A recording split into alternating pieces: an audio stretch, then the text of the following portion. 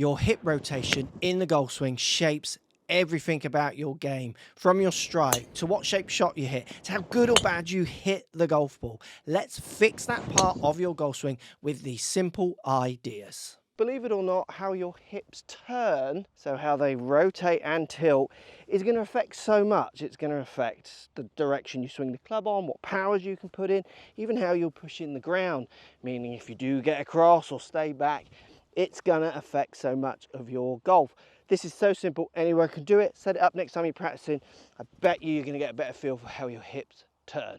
So we know from measured data that good players' hips, as a general, there's always kind of outliers, but as a general, good players' hips turns is around, say, 40-ish degrees, meaning they rotate from their start position to around 40 degrees turned away from the target in their backswing. Now, to get the feeling of what this means for lots of golfers is really important, because if I was to over-rotate my hips, often that kicks me out this way, so adds a sway. You can get any kind of shape backswing as well from those kind of positions. And if you're someone who under-rotates your hips, again, we tend to see more of like a pick up of the arm and just a sway across. So how much your hips turn in relationship to other things is really going to help you understand how to build this solid backswing. So I want you to take another club. So I'm hitting my 9-iron here, and I'm going to take just the pitching wedge. And what I'm going to do is I'm going to place it on the ground. So I'm going to set into my ball. And let's pretend this is 90 degrees. Well, we don't need to pretend because this is about 90 degrees. I'm going to set this club, so the second club here, my pitching wedge, to around 40 degrees, meaning it's going to be about there. Then what I'm going to do is just put that between my feet. So I've now got around a 40-degree angle. Now, if you want to measure this, you can. I've got a little ruler that I use with students that's got degrees on it. You can use your smartphones, will measure it.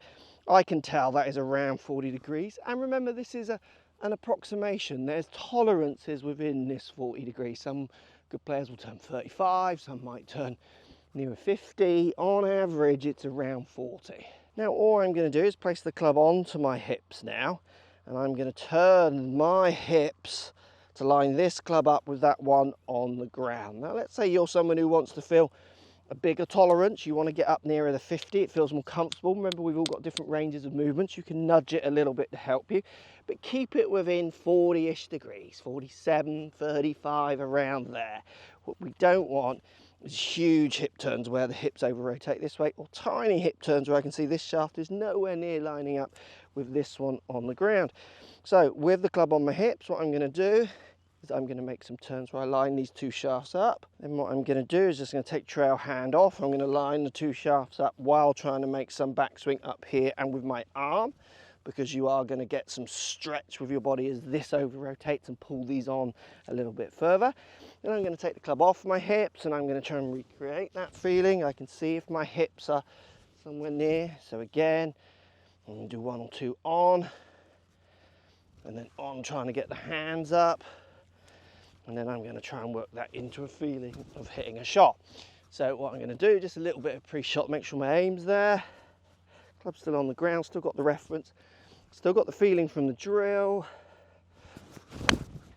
And a pretty decent shot, not bad at all. Little drifty off to the right, which is one of my patterns at the moment. So the next thing we need to do is we need to think about our hip turn and what it's doing. Because the word hip turn can be too basic. Meaning I can put this club on my legs here, on my hips, and I can turn my hips really flat and line it up. This is not going to be so good for hitting good shots. I'm going to come over the top, I'm going to chuck the club from a different direction, because I won't be able to hit from level hips, or I'm going to kind of drop down in here and have roll releases, those kind of ideas. So we also now need to work in some ideas of turning. So we've got our 40 degrees-ish on the floor, which we're turning to. But we need some tilts in there as well. We need to add a bit of a degree of turn and tilt all mixed together. Now what you're going to do is take a second ball, and to give you approximation, I've got a size 9 shoe, so I'm going to set myself up from the tip of my toe here. I'm a size 9 forwards, and then if I draw a line towards the target, I'm going to put that ball around a club head inside of the target line. So I've moved that ball a size 9 forwards and a club head inside that target line. Again, you can approximate where this is for you, for foot size and everything else, because what I'm going to do now, set myself up, I'm going to hip turn, so I can get my hip turning. Now I've moved this ball a little bit too far forward, so I'm just going to bring it in. Maybe that was like a size 12, I think that's better.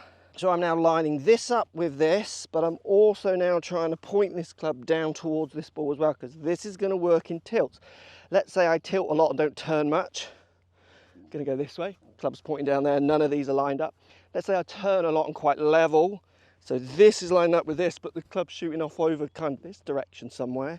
So I'm now working in turns and tilts together. And it is the turns and the tilts that are going to allow you to build such a better foundation in your backswing. So again, turning tilt into there. Get the feeling without the club on. Put the club back on. Maybe introduce right hand to get some shoulder rotation in there as well. And then try and build that feeling into my shots. That's a straighter shot as well. Better lofted shot as well, because I just turned that little bit better. Having this really basic feedback next time you're out practicing to try and help you get a feeling of where your hip should be turning and tilting to, it's absolutely going to help you build some better foundations. The way we see average golfers turn and tilt their hips, it's just often very poor, leading to very poor foundations. And then what happens is you see them, and I see even lessons where they're trying to work on the result of a poor hip turn.